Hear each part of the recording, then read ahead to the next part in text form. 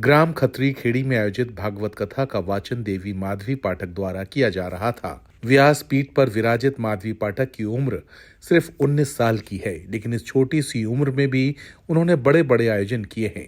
माधवी पाठक बताती हैं कि 8 साल की उम्र से ही उन्होंने भक्ति का ये मार्ग पकड़ लिया था।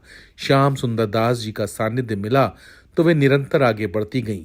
इसके पहले वे 1 माह की शिव पुराण भी कर चुकी हैं और ये सब ईश्वर की कृपा से ही संभव हुआ है। बगैर ईश्वर की कृपा के हम जीवन में कुछ नहीं कर सकते।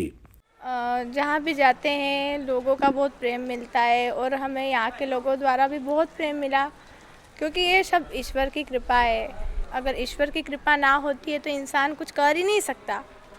ईश्वर की कृपा होती है तो ही हम सब कुछ कर सकते हैं। आज कथा में लोग आते हैं, इतना प्रेम करते हैं, ये सब ईश्वर की कृपा है। हम उनकी कृपा के बिना कुछ भी नहीं कर सकते। देवी माधवी भक्तिभाव के साथ शिक्षा में भी पीछे नहीं हैं। कभी वे कॉलेज में अध्ययन करते हुए फाइनल ईयर की पढ़ाई कर रही हैं। माधवी पाठक का कहना है कि समाज की सेवा, गौ माता की सेवा, वृद्धजनों की सेवा करना उनके जीवन का लक्ष्य है। उन्होंने बताया कि वे एक बड़ी कथावाचिका बनना चाहती हैं। मैं जब छोटी सी थी, 8 साल की थी और आज मैं 19 साल की हूँ। जब मैं 8 साल की थी तब से मुझे भजन गाने का बहुत शौक़ था। तो ऐसे धीरे धीरे मैं बड़ी हुई, 10 साल की हुई तो मुझे पूज्य गुरुदेव परम पूजनीय 1008 संत श्री श्याम सुंदर दास जी बापू जी, जो हरिचरण दास जी महाराज के ही शिष्य हैं, मुझे उनका सानिध्य मिला। गुरुदेव को देखा तो मेरे मन में भक्ति जागृत हुई कि मुझे भी ये करना चाहिए। और मैं धीरे धीरे भजन गाती थी, गुरुजी के साथ कथा में जाती थी और प्रवचन देती थी। आसपास के कई गांव में मैंने प्रवचन दिए हैं और शिव कृपा ऐसी रही मेरे ऊपर कि ढोडर के पास में गांव है, गांव चिकलाना, वहां पर मेरी पूरी 1 महीने की शिव महापुराण कथा हुई है।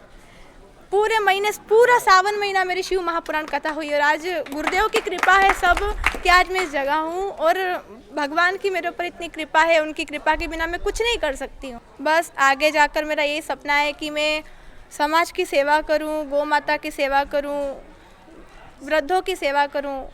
बस मेरा यही सपना है। बचपन से यही सोचा है कि परमात्मा के प्रति अग्रसर होना और समाज की और गौ माता की सेवा करना मेरा शुरू से यही लक्ष्य रहा है। महंत जयराम दास महाराज भी मानते हैं कि कर्म के बगैर ये संभव नहीं है। उन्होंने कहा कि माधवी पाठक द्वारा बहुत सुंदर कथा कही गई है। महंत जयराम दास महाराज का कहना है कि धर्म के लिए बच्चियों को भी आगे आना चाहिए। भक्तों को यही देते हैं कि कर्म किए बिना कोई नहीं रह सकता। कर्मण्येव अधिकारस्ते मा फलेषु कदाचन। जब तक मनुष्य धरती पे कर्म करना ही पड़ेगा। कुछ प्रेरित कर्म होते हैं, कुछ सकाम्य कर्म होते हैं, कुछ प्रारब्ध के लिए कर्म करने पड़ते, कर्म करने, लेकिन वो कर्म हमारे नैतिकता, धर्म, सत्य और न्याय के मार्ग पे हो। हम जब भी अधर्म, अनैतिकता का आचरण को अपनाते हैं, जीवन सुख में, जीवन भी दुख में हो जाता है। सुख दुख जीवन में लगा रहता है, लेकिन हम धर्म को, अपनी परंपराओं को, प्रथाओं से दूर नहीं है।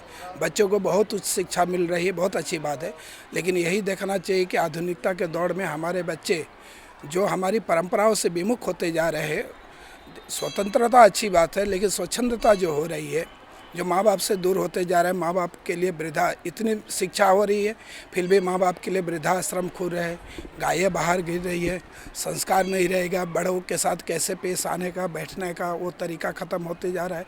तो पैसा किस काम का जब हमारा संस्कार और शिष्टाचार ही नहीं रहे। तो सभी के नैतिकता बना रहे, यही भगवान से प्रार्थना है। इतनी अल्प आयु में कथावाचक ने इतनी अच्छी कथा, क्या कहना चाहिए? भगवान से प्रार्थना करते हैं। ब्राह्मण बालिका है और अपने गुरुजी के सानिध्य में 8 वर्षों से वो कथा का अध्ययन कर रही है और साथ ही साथ अपने कॉलेज की पढ़ाई भी कर रही है। तो किसी न किसी लोगों को धर्म के लिए भी आगे होकर आना चाहिए। जैसे मैत्री हो गई, गर्गी हो गई, लोपामुद्रा हो गई, उन्होंने भी धर्म के लिए आगे आया। जब स्वामी विवेकानंद जब शिकागो में उन्होंने धर्म सभा किया था, उस समय जो निवेदिता माता जी थी, उनके साथ वो बोली कि जुड़ने के लिए, तो उस समय बोले कि चलो हमारे भारत में सेवा की ज़रूरत है। तो लड़कियों को भी हर क्षेत्र में आगे आना चाहिए, जिससे समाज संस्कार बना रहे और हमारी संस्कृति मजबूत हो, जो हम खोते जा रहे हैं।